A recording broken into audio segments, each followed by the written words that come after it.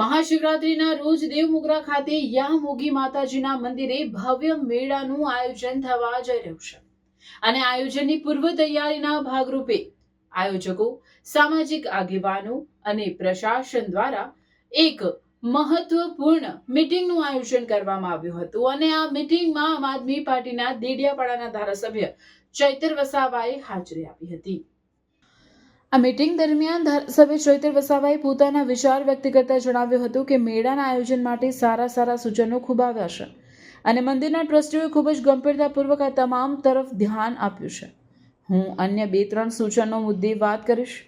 આમસે દાદા મહારાષ્ટ્રના પોલીસ અધિકારીઓને આ મેળા વિશે જાણકારી આપે એવી વિનંતી છે અને અમે પણ સ્થાનિક એસપી અને આઈજીને આ મુદ્દે જણાવીશું કે આ જાત્રા દરમિયાન કોઈ પણ શ્રદ્ધાળુને સ્થળ સુધી પહોંચવામાં કોઈ સમસ્યા ન થાય। સાથે મધ્યપ્રદેશથી આવેલા આગેવાનોને પણ વિનંતી છે કે તેઓ પણ મધ્યપ્રદેશ પ્રશાસનને આ મુદ્દે જાણ કરે। અનેક રાજ્યોમાંથી લોકો આ જાત્રામાં ભાગ લેવાના છે, તો સરકારે અને પ્રશાસને આ મુદ્દે ખૂબ જ કાળજીપૂર્વક ધ્યાન દોરવું પડશે। ખાસ કરીને રોડ, રસ્તા, પાર્કિંગ, પીવાના પાણીની વ્યવસ્થા, શૌચાલયની વ્યવસ્થા, રાત્રિ રોકાણની વ્યવસ્થા, સુરક્ષા અને સલામતીની વ્યવસ્થા કરવી પડશે। પાર્કિંગથી લઈને તમામ વિસ્તારોમાં સીસીટીવી કેમેરાની વ્યવસ્થા પોલીસ અને આયોજકોએ કરવી પડશે। સાથે ફાયર બ્રિગેડ અને આરોગ્ય વિભાગના લોકો પણ ખડે પગે રહે એ જરૂરી છે। તો આ રીતે સુચારું આયોજન થાય અને લાખોની સંખ્યામાં આપણા સમાજના લોકો શ્રદ્ધા સાથે આવે અને માતાજીના દર્શન કરે એવી વ્યવસ્થા ઊભી થાય એવી આપણે કોશિશ કરીશું। આયોજન કર્યું છે, તમારા બધાના સૂચનો પણ નોંધ કરવામાં આવશે।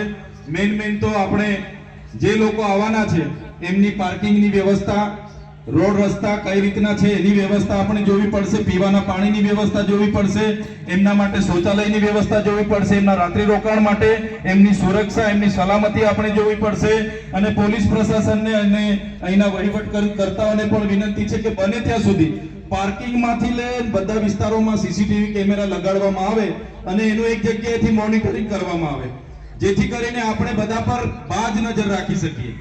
એ પ્રકારે ફાયર બ્રિગેડને પણ આપણે કહેવું પડશે કે અહીંયા એ લોકો ખડે પગે રહે, જીબીના ડિપાર્ટમેન્ટને પણ કહેવું પડશે કે અહીંયા એ લોકો ઉપસ્થિત રહે, આરોગ્ય વિભાગની ટીમને પણ આપણે કહેવું પડશે કે એ લોકો 5 દિવસ સુધી સેવામાં રહે।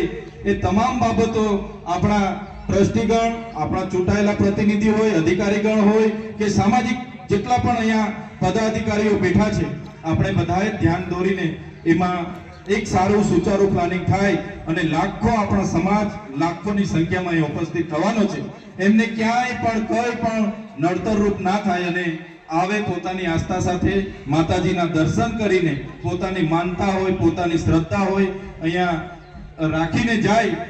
લાખોની સંખ્યામાં લોકો આવશે અને ઘણા લોકો પાસે પોતાની ગાડીઓ નહીં હોય, માટે આપણે એસટી નિગમને પણ આ મુદ્દે વ્યવસ્થા કરવા માટે જાણ કરવી પડશે।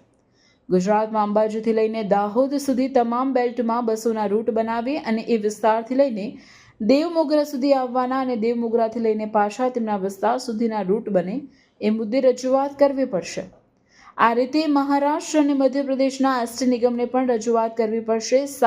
સાથે અનેક અખાડાવાળા લોકો આવીને દુકાનદારો પાસે પૈસા માંગશે અને જેના કારણે ગઈ વખતે થોડી માથાકૂટ પણ થઈ હતી, તો આપણે ધ્યાન રાખવું પડશે કે કયા અખાડાવાળા ક્યાંથી આવે છે અને પોલીસ વિભાગે પણ ધ્યાન રાખવું પડશે તથા એ અખાડાના લોકોને કેટલું દાન આપવું એ પણ જોવું પડશે, જેથી કોઈને કોઈ પણ પ્રકારની સમસ્યા ન થાય।